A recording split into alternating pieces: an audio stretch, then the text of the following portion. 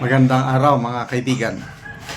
Bigyan natin ngayon ng opinion, reaction itong balita sa ABS-CBN News tungkol sa pagpuna o pag-question ni political analyst Ronald Llamas sa desisyon ng Pangulo na i-retain ang kanyang economic team members. Ito sa ABS-CBN News, balita, who else will be axed in Marcos cabinet? Political analyst Ronald Llamas cites 3 names that may be removed in the president's cabinet, noting that some of them have been accused of corruption. As of now, tatlo pa lang ang na-monitor ko na tanggal na sa kabinete, tinanggap ang courtesy resignation. DNR Secretary, Solicitor General Guevara at saka CHED Chairman, nakalimutan ko, Prospero de Vera. Yan.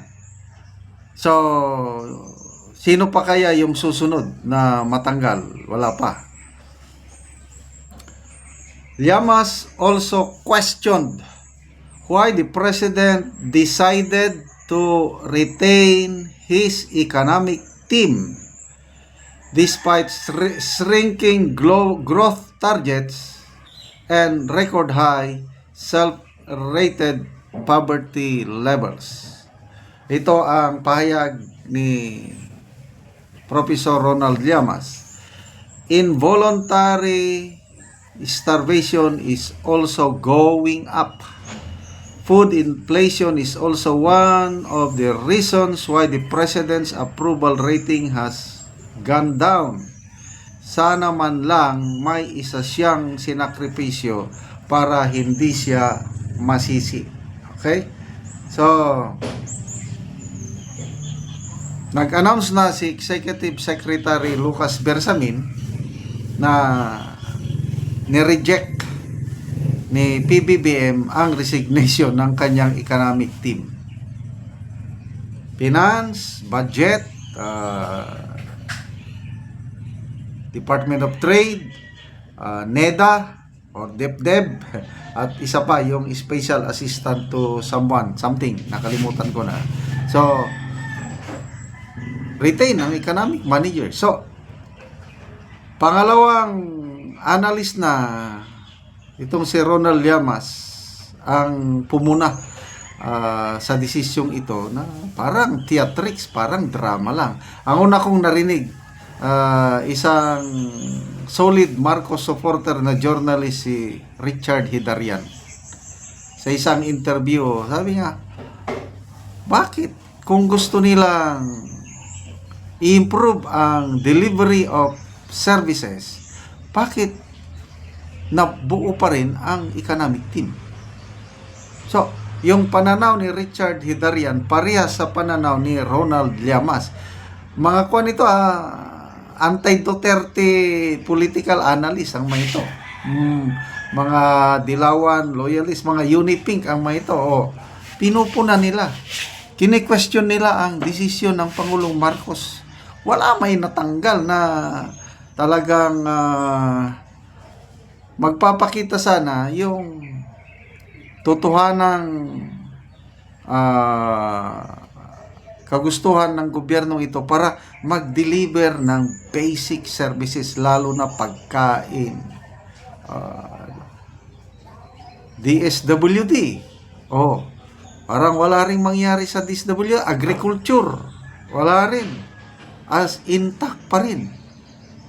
Kaya tama itong si Ronald Llamas, sabi nga, para hindi masisi ang Pangulo, dapat sana meron lang tinanggal.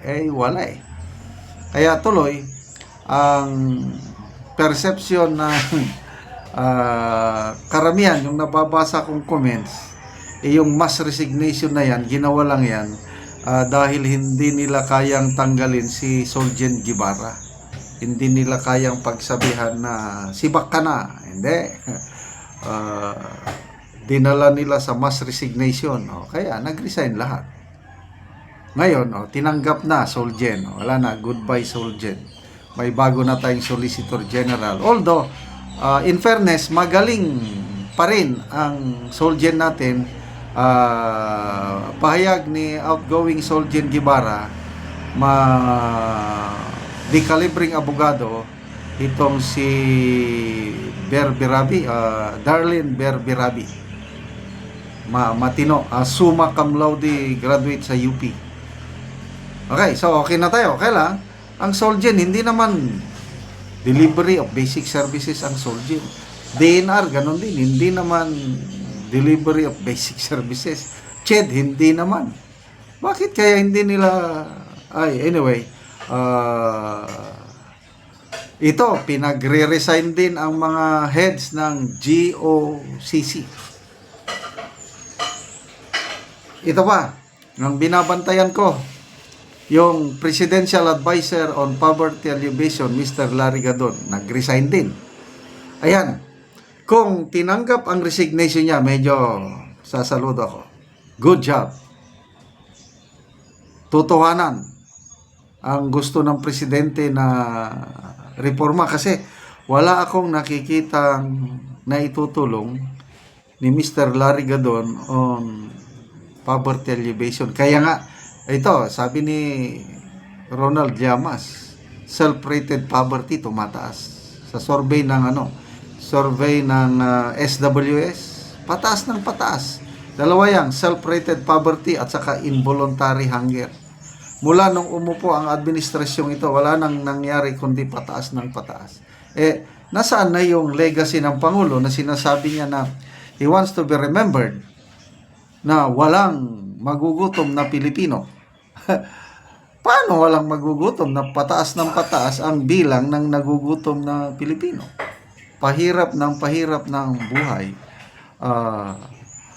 Kami nga sa pamilya namin, may inaasahan man kaming source ng income, kailang nararamdaman pa rin namin yung 1,000 pesos namin nung 2 years ago or 3 years ago. Marami na kaming nabibili. Yung 1,000. Ngayon, sabi ko, ubos ng 1,000. Kakaunti yung nabili. Ganun na po, yung inflation ngayon, hina na po ang buying power ng peso. Kung kami nga nahihirapan, how much more yung mga nasa laylayan? So, good luck sa administrasyong ito, sa hangarin nila na mapabuti ang serbisyo sa taong bayan.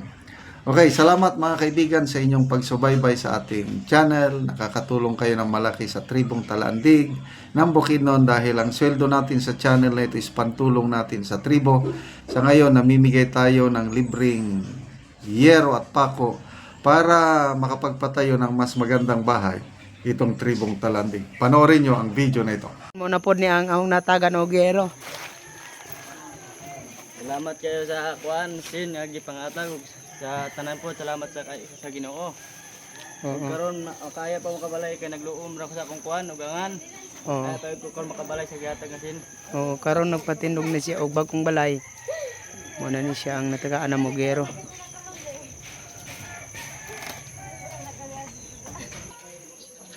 Pasalamat tayo karon sa kuan nagtabang ng yero kay kung wala ning yero di ko makabalay. Usa pa pasalamat sa kuan ning video karon sa mga viewer namo dia karon. Ta suportahan ninyo. Makasalapi sila ni.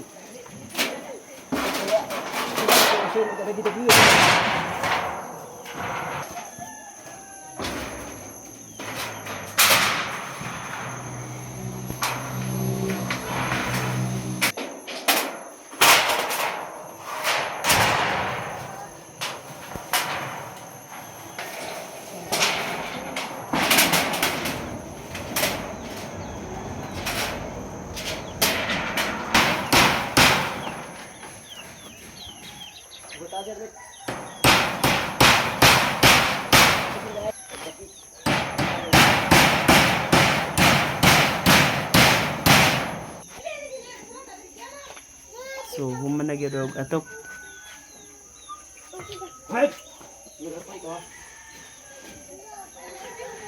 Nindot na gyud nga tan-awon. Og salamat kay nakabalay na ako karon. Salamat po sa video. Og salamat sa video og salamat sa nag-sponsor aning Yero. Salamat.